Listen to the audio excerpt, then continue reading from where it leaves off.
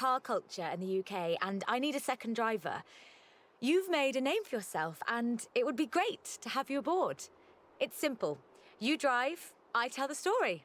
Let's do it.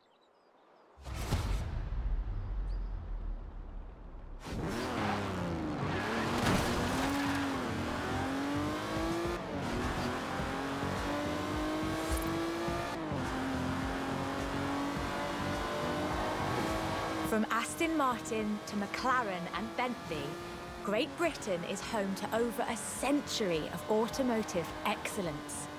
I'm Rebecca Dawson. Welcome to British Racing Green, a documentary celebrating that history.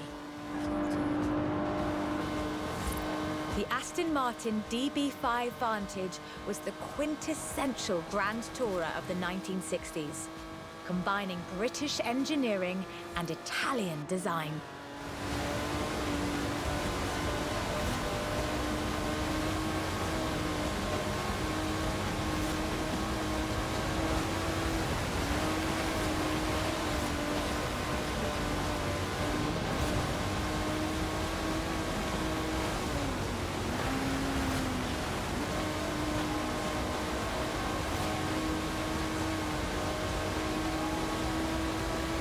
Vantage featured side-draft carburetors and a refined camshaft profile, capable of a blistering top speed of 162 miles an hour in 1964.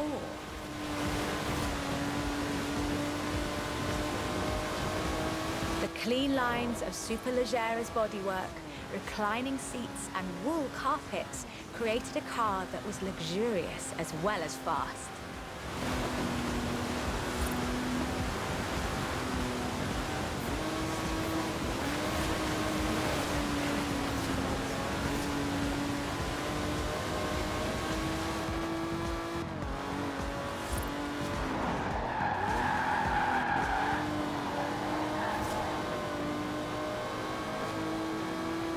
This car would form the basis for the DB range, with later cars improving on the design in many ways. But none would ever achieve the sheer iconic perfection of the Vantage. In 100 meters, turn left. For all of its beauty and engineering perfection, only 65 of these beautiful machines would ever be built. If you own one, you own a piece of British history. In 200 meters, you will arrive at your destination.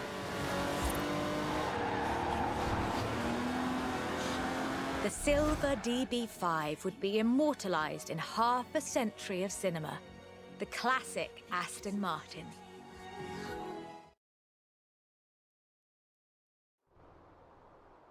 But in 2016, a new DB was unveiled, heralding the dawn of Aston Martin's second century. The DB11 is the first production turbocharged Aston Martin, but is it a worthy successor to that legacy? The short answer is yes. It's bold, responsive, and agile. It's perhaps the best GT chassis in the world. And listen to it.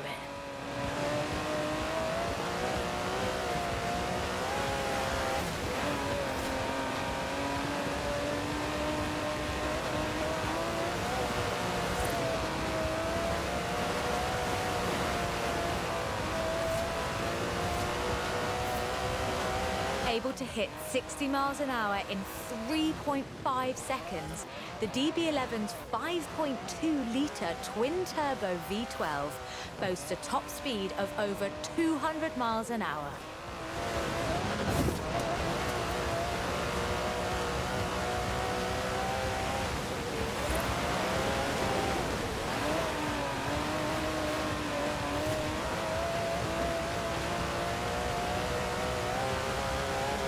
The DB11 is not the fastest car in the world, but then it's not trying to be. It's sophisticated, effortless luxury. It's an Aston Martin.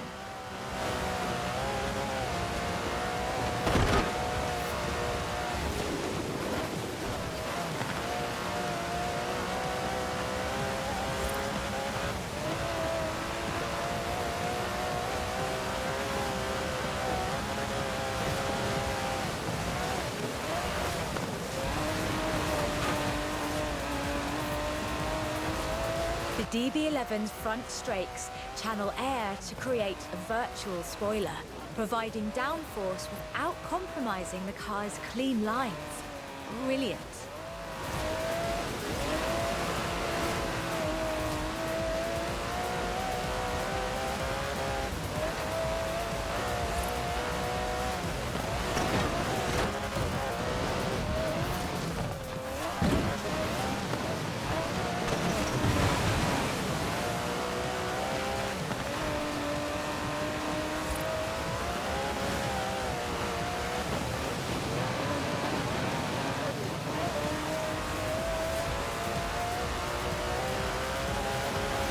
Beautiful as they are, Aston Martins are only one of many cars made in the United Kingdom. Let's see what else is out there. At least at first. The next segment is about Land Rover, and we'll be starting out with the Type 3.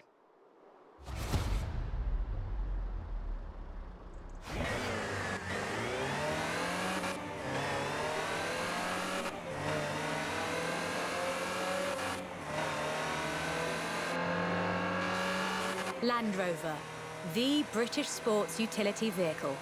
But before that, they were actual utility vehicles. Solid, tough trucks, unstoppable over almost any terrain. In 400 meters, turn left. The Land Rover Type 3 marks the point where that shift begins. And we'll be looking at what that meant. Turn left.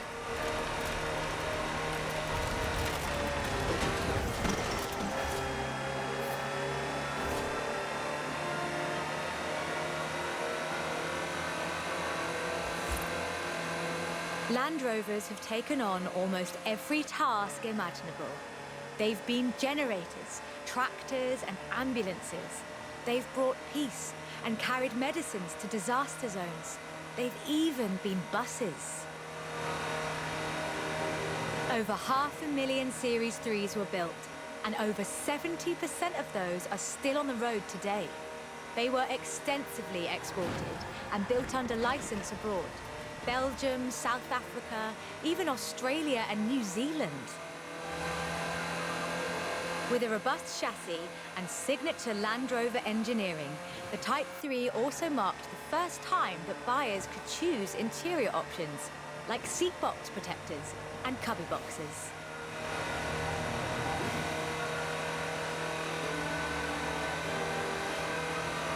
That trend continued.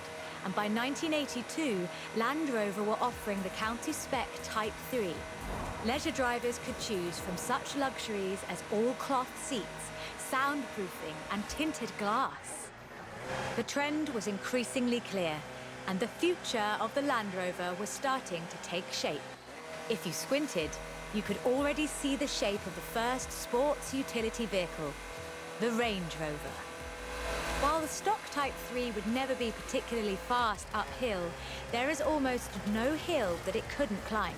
Or down, for that matter, if you put a proper winch on it.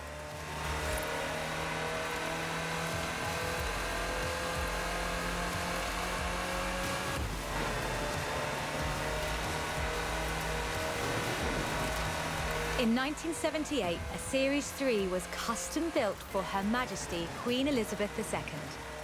It only had 1,892 miles on the clock when it was auctioned into private hands. And it was in perfect condition. It would be. After all, she trained as a mechanic in the 1940s and will likely remain the only royal able to strip and rebuild an engine. In 200 meters, you will arrive at your destination.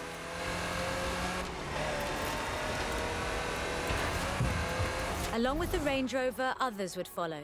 Discovery, Defender, and the Freelander. Each a more sophisticated and enjoyable utility vehicle. But none of them were a replacement for the Type 3.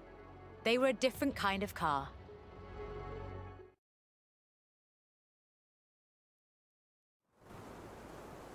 The Type 3 was arguably the first sports utility vehicle, an evolution of the design that would lead ultimately to this. The Bowler Nemesis, an off-road racing vehicle that turned into a production SUV, the Nemesis EXR. It sports a turbocharged 5-litre Land Rover Jaguar engine, crammed into a carbon fibre chassis with integral roll cage. It even has the grille, headlights and rear lights from a Range Rover.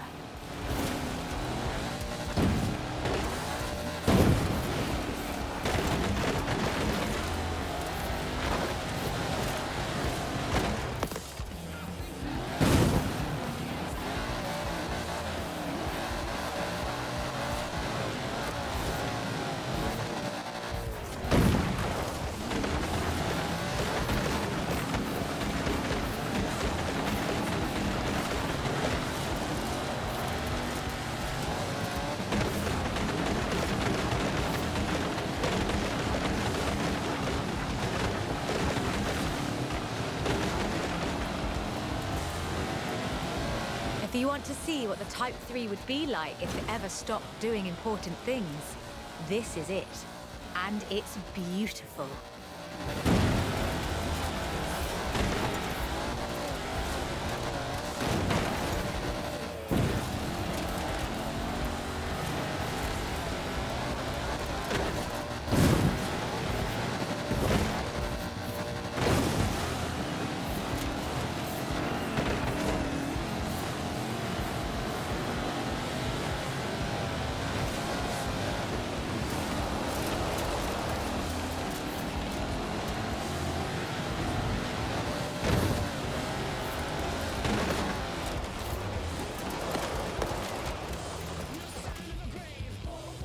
Fully independent suspension design and a 415-litre racing fuel cell allows the Nemesis to take on the longest Dakar stages.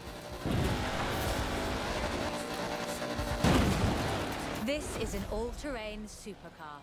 That's the only fair description for this. But that's what you get when you build an SUV.